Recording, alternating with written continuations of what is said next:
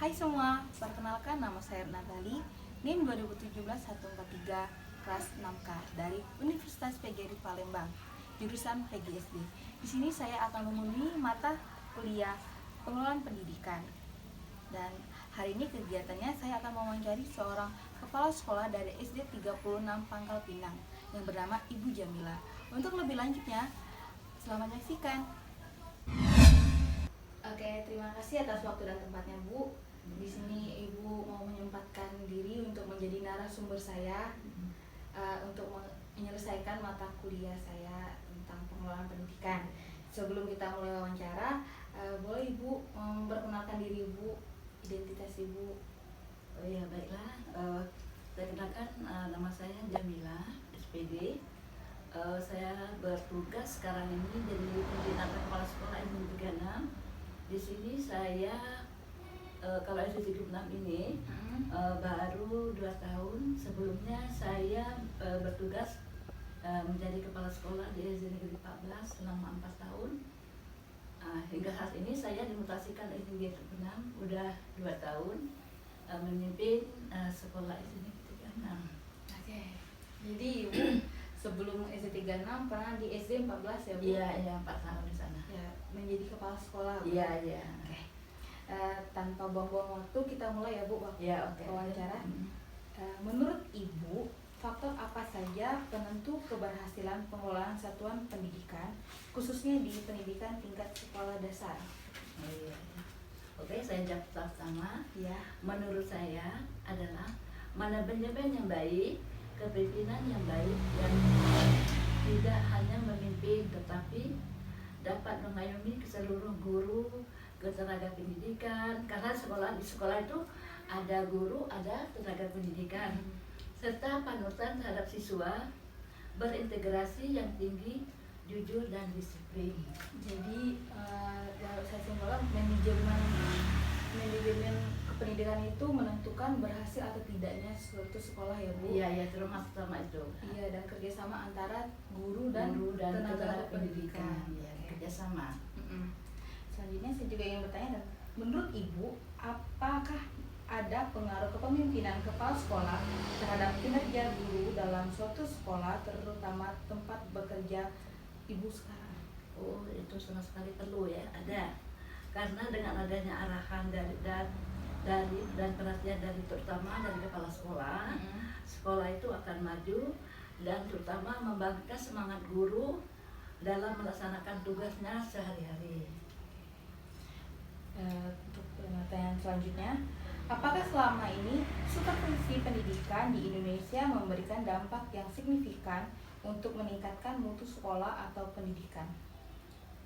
Ya, untuk poin ketiga ini sama sekali ya, karena adanya terutama supervisi kepala sekolah dalam waktu ada 6 bulan sekali mensupervisikan guru-guru. Ada guru-guru terutama merefleksikan kinerja masing-masing, melihat kinerja guru itu sampai di mana. Guru juga akan mencari strategi atau motivasi dan melaksanakan proses, terutama proses pembelajaran, merancangkan pembelajaran apa yang akan disampaikan untuk besok harinya. Jadi guru itu bukan hanya istilah kita itu menang satu malam, besok pagi akan mengajar. Hari ini kita sudah siapkan persiapan RPP. Jadi bukan tok ngajar aja langsung masuk kelas, enggak. Jadi mereka sudah siap untuk keesokan harinya untuk apa yang diberikan kepada siswa sesuai dengan kondisi kelasnya masing-masing, sehingga diharapkan akan meningkatkan mutu sekolah. Oke, berarti RPP itu penting ya Bu? Iya, penting terutama untuk guru harus sebelum RPP itu kan rancangan pembelajaran ya, harus bisa besok pagi apa yang diajarkan hari ini dibuat. Okay. Jadi itu terutama guru harus dibuat setiap hari itu. Terus bagaimana menurut Ibu, apakah sistem informasi pendidikan itu sangat berguna pada setiap sekolah, terutama saat sekolah diliburkan karena adanya wabah COVID-19? Ya, untuk poin keempat ini, sistem informasi pendidikan yang selalu update sangat diperlukan, apalagi dalam masa wabah COVID-19 ini. Jadi pembelajaran itu bisa jalan walaupun dengan jarak jauh. Nah, terutama anak-anak sekarang ini kan diliburkan. Nah, maksudnya bukan diliburkan, belajar di rumah. Jadi setiap guru itu harus membuat melalui belajar jarak jauh tadi melalui HP online dari sekolah untuk memberi pelajaran kepada siswa. Jadi bukan artinya libur tidak ada pembelajaran, tapi libur ini tetap ada pembelajaran ya Bu? Ada Dari guru. jarak jauh dari guru. Setiap besok apa pelajaran langsung lewat HP gitu ya.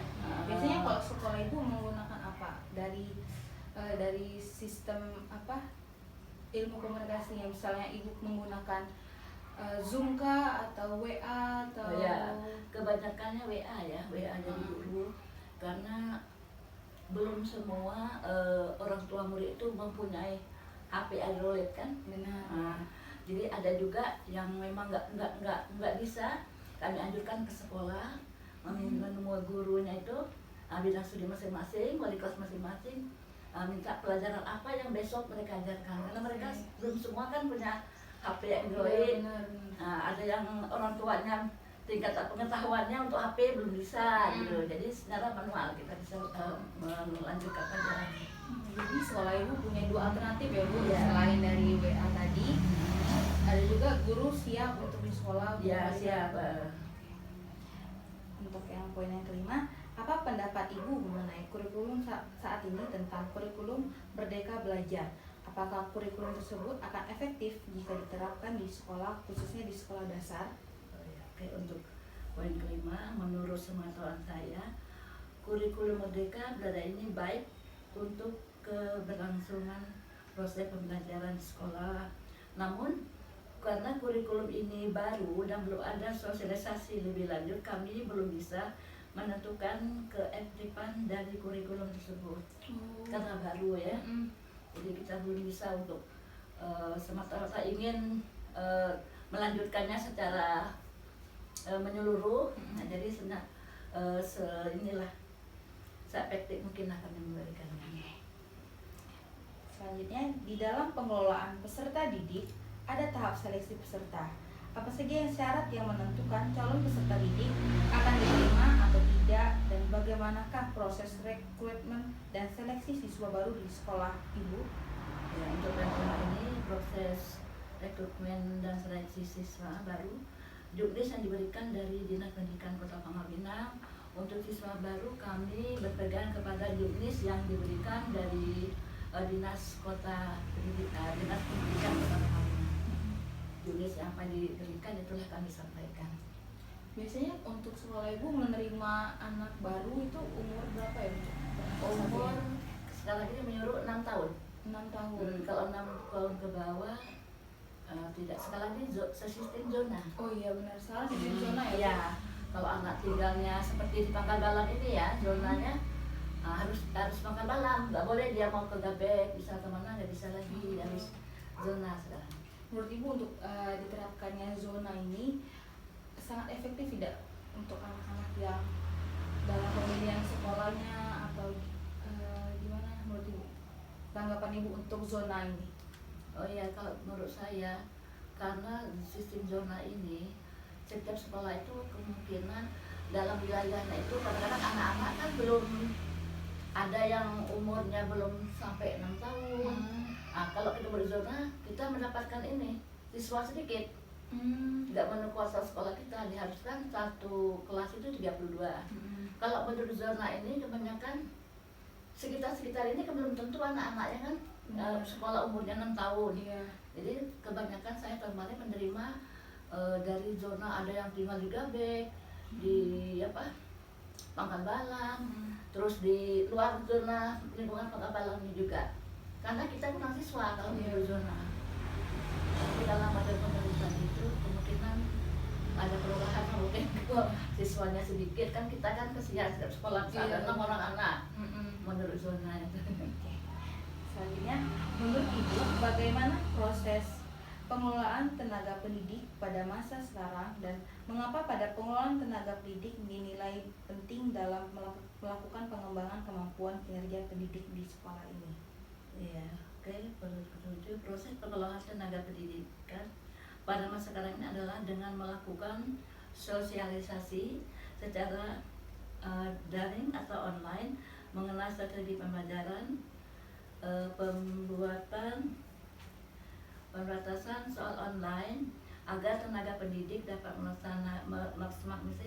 maksimal kinerjanya walaupun dalam situasi sekarang ini. Selanjutnya, menurut Ibu, apakah ada hubungannya antara pengelolaan biaya pendidikan dengan kualitas pendidik? Oh, tentu ada. Karena adanya biaya pendidikan akan memperlancarkan kegiatan yang ada di sekolah. Kalau tidak ada biaya pendidikan, sekolah mungkin tidak akan bisa bekerja, tidak bisa bergerak ya di sekolah, membantu semaksimal alat peraga.